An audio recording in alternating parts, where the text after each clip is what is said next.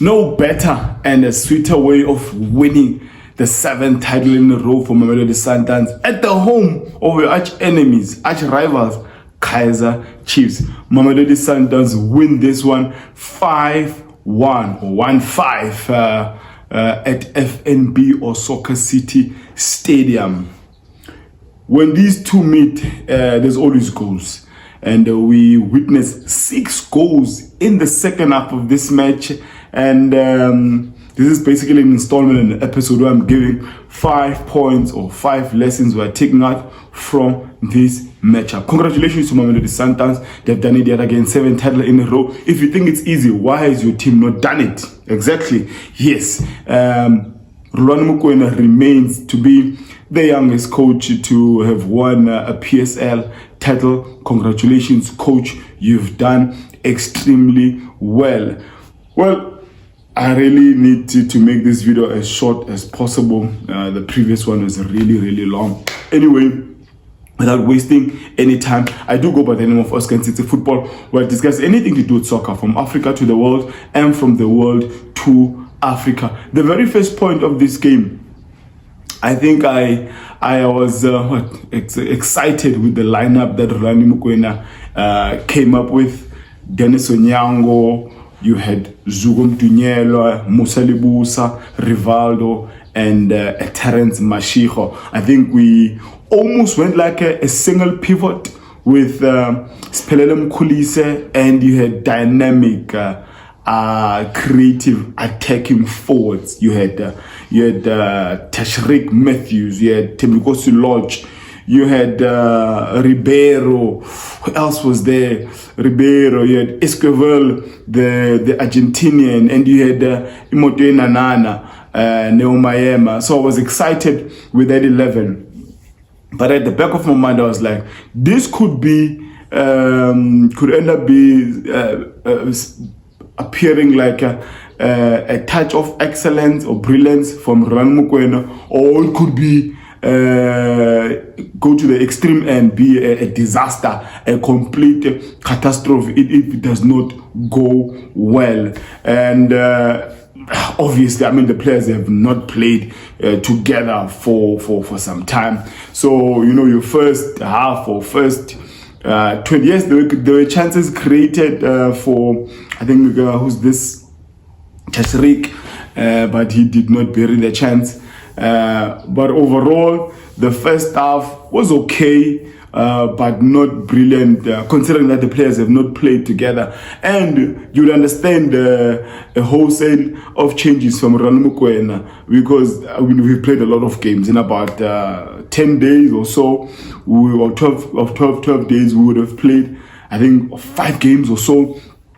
He was considering that on Sunday afternoon we are playing the informed team in the league, that is Stellenbosch in Cape Town. So the first 11 was understood and the changes were understood, and I was excited to see all these attacking forwards. So it was an ultra offensive lineup, and I must say majority of the players did extremely well. And that's my first point. I was happy with the lineup, and at the end of the day, there were players who really raised their hand and say, "Coach, consider us for the upcoming semi-final against Stellenbosch." Now, before I even go to point number 2, I must say that I was really impressed with Terence Mashiho's first half performance. Yes, I know his first touch will fail him, but the boy really showed effort. He really bombed up and down on that left flank, put in some decent crosses. He cut in and he gave a good count of himself. And we really need to motivate the guy. And it's his second full season of Mamelodi Sundowns. Let's see the upcoming season. And majority of these players, they are now aware that Mamelodi Sundowns is going to USA for that club World Cup in USA. That's 2025, June, July. So some players are playing for contracts, playing for extensions. They really want to prove to the coach that they want to stay longer at Mamelodi Sundowns. I mean, it's a lucrative tournament for everyone involved. So players will want to be part of that squad. So some will play with anxiety. They will want to prove themselves really to the coach, and sometimes others will do too much and end up making, silly mistakes. That's what we witnessed in the first 15, 20 minutes or so of the first half. Players will really want to prove to the coach, because majority of these players are not playing. Even I must say that the Matthias Esquivel was hiding in the first half. The one player who stood out was Terence Mashiko, Ribeiro, obviously being the experienced one who has played a lot of games in this starting 11, together with who's this? I think Musa has played some games this season. Rivaldo has played some games, but majority of the players, they have not had a lot of minutes. So everyone wanted to prove a point. That's the very first point I wanted to make in the 5 lessons we are taking from the game between Mamelodi Sundowns and Kaizer Chiefs. The second point, I'm going to go negative route, and I'm going to go to Kevin Johnson. I mean, the guy's really disappointed me. He's really disappointed a lot of fans who actually thought that because he has worked with Pizzo, coming from School of Excellence, we have not seen what type of football this guy wants to play. What is his style? The team is disjointed. You know what? Coming from the SuperSport game, the back 4, 3 of the back 4 that played against SuperSport were either suspended or out because of injury. The back 4 that played against SuperSport was Solomons.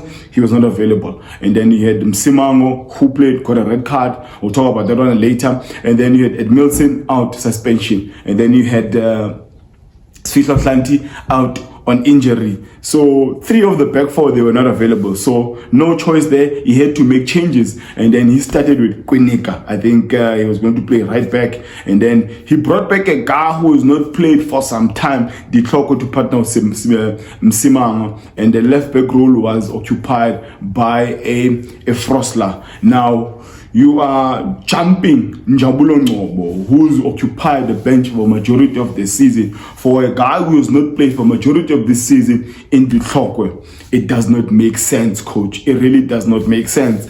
And you compromise one of your most creative players in the last 4 or 5 games in Mdu Shabalala for a 3-man midfield, players who are similar in many ways, Mar, Sitebe and Sitole, for that 3-man midfield. And then you clearly, the intention against Mamelodi Sundowns for Kevin Johnson was play on a counter. So you had 3 pacey players, and 2 of these players for me, it's pace without brains. Saile, pace without brains. Dupri, pace without brains. At least a guy who's played for some time in the PSL, Modi, you do have some thinking behind his pace. So the intention was clear. Catch them on a counter, and that's what Kaizer Chiefs came up with. That's the only plan that was visible to everyone who watched this game. When we have the ball, launch it. Saile, launch it to Dupree, and it did not work. This Kaizer Chiefs team, there is no passion, there's no aggression, there's no spirit, there's no hunger. I mean, for Kaizer Chiefs followers, they must be frustrated really following this team and watching this team. At least, if you are losing a game, lose it showing some hunger, some spirit, but none was seen yesterday. Point number 3. Some performances from some brilliant performances from Sundowns players.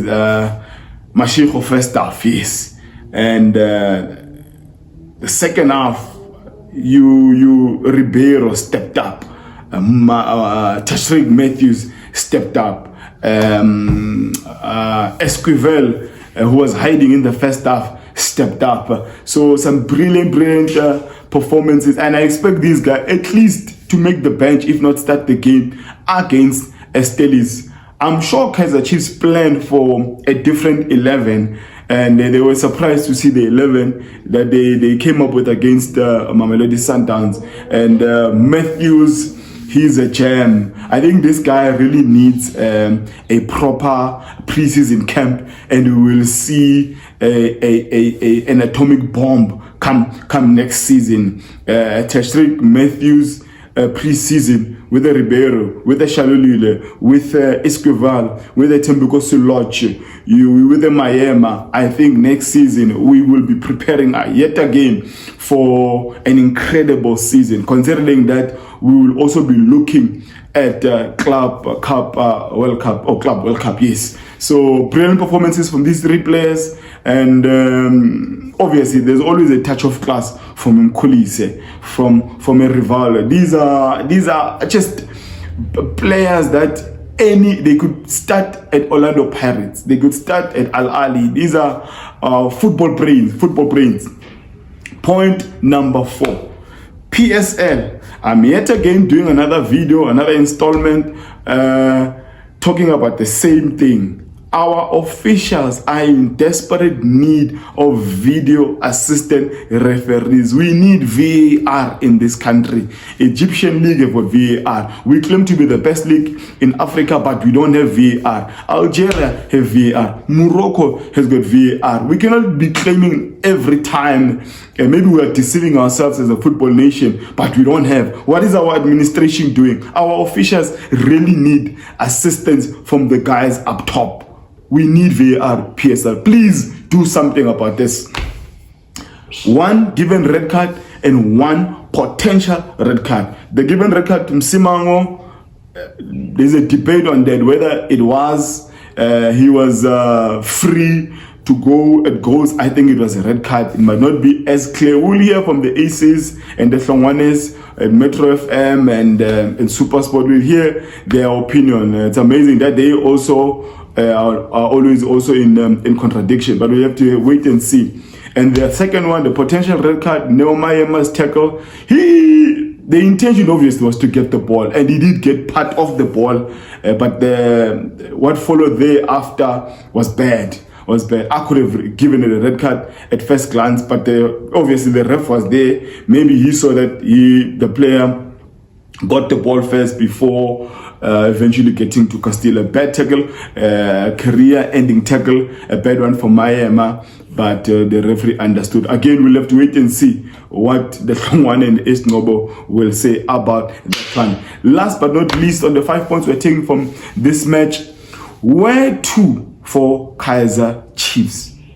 Where to? Management, marketing, scouting, technical department. Where to for these guys? I mean, if you take the Kaizer Chiefs technical team and the uniform, the regalia, and give it to Sekhukhune United, Kaizer Chiefs fans will be the happiest, I tell you. Those the Sekhukhune United quality far outweighs the quality we are seeing in this Kaizer Chiefs team. The technical team, even at Sekhukhune, is far better than the one at Naturena. These guys are disappointing. They have followers, they have the numbers, but they are extremely disappointing. Game in, game out. Kevin Johnson has disappointed me. The scouting department at Kaizer Chiefs is extremely poor. They brought a 12 million loan striker from South America who has not even had a shot at goal. No goal, no assist, nothing. A bouncer of note. So we as a football nation, Kaizer Chiefs is the biggest team, where no one is denying that. But what they've been doing, I mean, I've got 2 girls. My eldest is 8 and the youngest is 5. None of them have seen Kaizer Chiefs lifting a trophy. They don't know. When they hear people talking about Kaizer Chiefs' glory, they don't know what that is.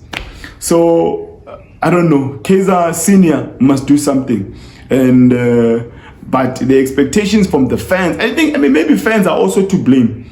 Fans have also contributed in how these coaches have been chopped in and out. Thus far, the 9-year drought, the one coach that has done better than most is Steve Komphela.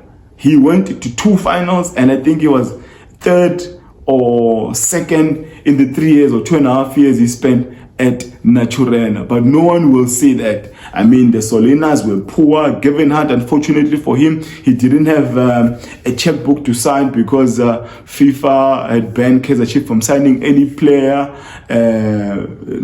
I think Kevin Johnson is the worst. He's worse than Mulifensegi. He's worse than Solinas, because it's not clear. There's no pattern. There's no structure. What he wants to do. He keeps on playing Equinica, who's been extremely poor. They trust him more than more than the defenders he's got at Kaizer Chiefs. So I don't know. I don't know what is the vision. I don't know what is the direction. Or maybe Kaizer Chiefs, they are going to move from making potato crisp. Maybe now they'll make detergent. They'll make Kaizer Chiefs. They'll make dishwashers. Kaizer Chiefs, dishwashers. Kaizer Chiefs cheeks. Bleach, Kaizer Chiefs. I don't know. Maybe that's the route they intend to go as a family, because they have numbers, and anything with Kaizer Chiefs, they know that their numbers will buy it. But as on the football side, scouting, a technical team, it's just a mess. It's just a mess. So I want to end it there. I do go by the name of Successive Football. You're seeing this content in this space for the first time. Do hit that like button. It really helps me and the channel get to people like you who follow such football content in Africa. I love you all, and may God bless you all.